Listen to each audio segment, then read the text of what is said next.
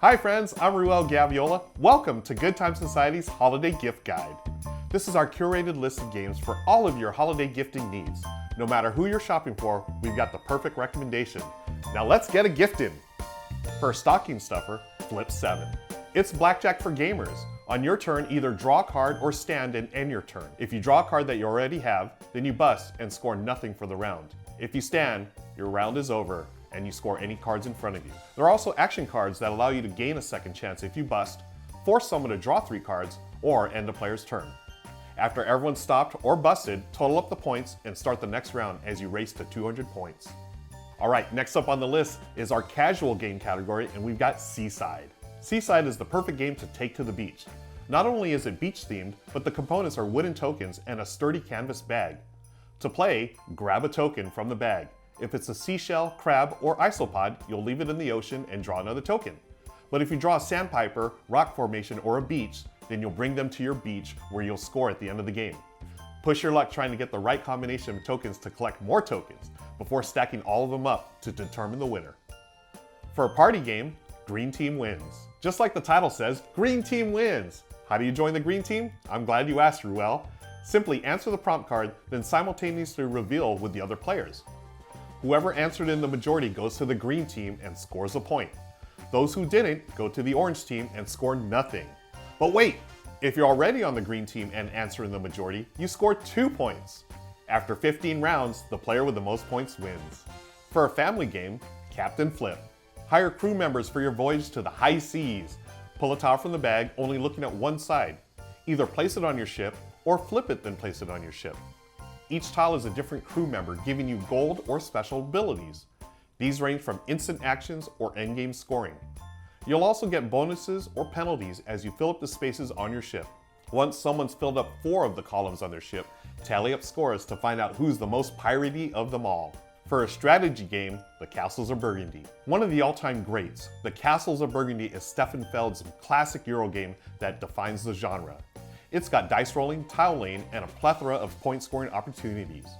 Build your estate with productive buildings, seafaring shipments, and fields of livestock. No matter what version you play, from the original beige old school copy to the blinged out deluxe edition, you're in for a tabletop treat.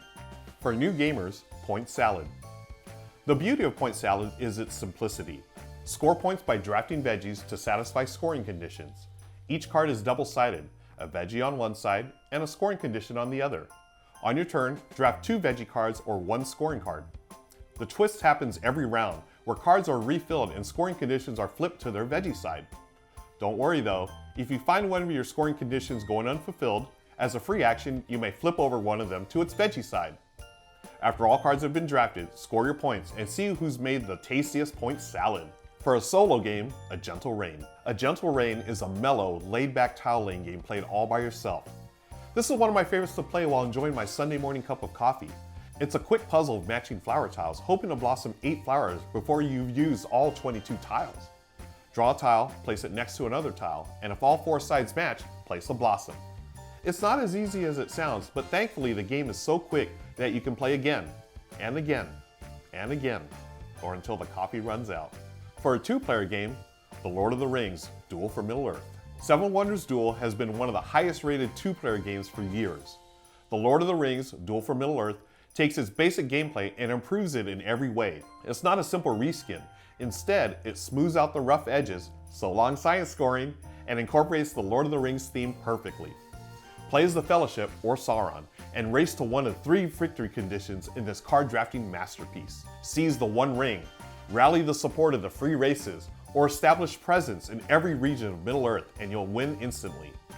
This is a must-have for Lord of the Rings fans, but can be enjoyed by all. For a historical simulation that doesn't take all day to play, Watergate. This brilliant, intense head-to-head matchup pits players on opposite sides of the Watergate scandal. Will you protect the president at all costs as part of his administration? Or will you search for the truth as a member of the press? Like a streamlined and much lighter version of Twilight Struggle, Watergate is a hand management tug-of-war. Play cards for their events or potential witnesses, gather evidence to indict the president, or secure key allies to keep the press at bay. Who will win this historical simulation? For a Reiner Knizia game, The Quest for El Dorado. Dr. Reiner Knizia has published over 700 games. He deserves his own category. Now, which game by the one and only Doctor should we recommend? Let's go with his take on deck building, The Quest for El Dorado. Like other deck builders, everyone starts with the same starting cards. But here, you're racing for El Dorado, using your cards to move and accumulate more cards to move even faster. You'll need these cards for their specific terrain, which changes throughout the board.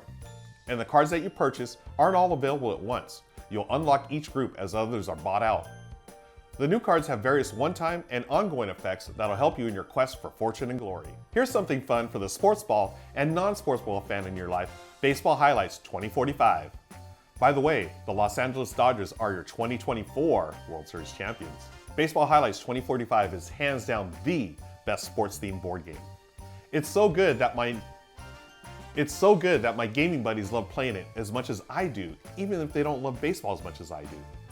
This deck builder captures the thrills of a baseball game in the near future with just 6 player cards.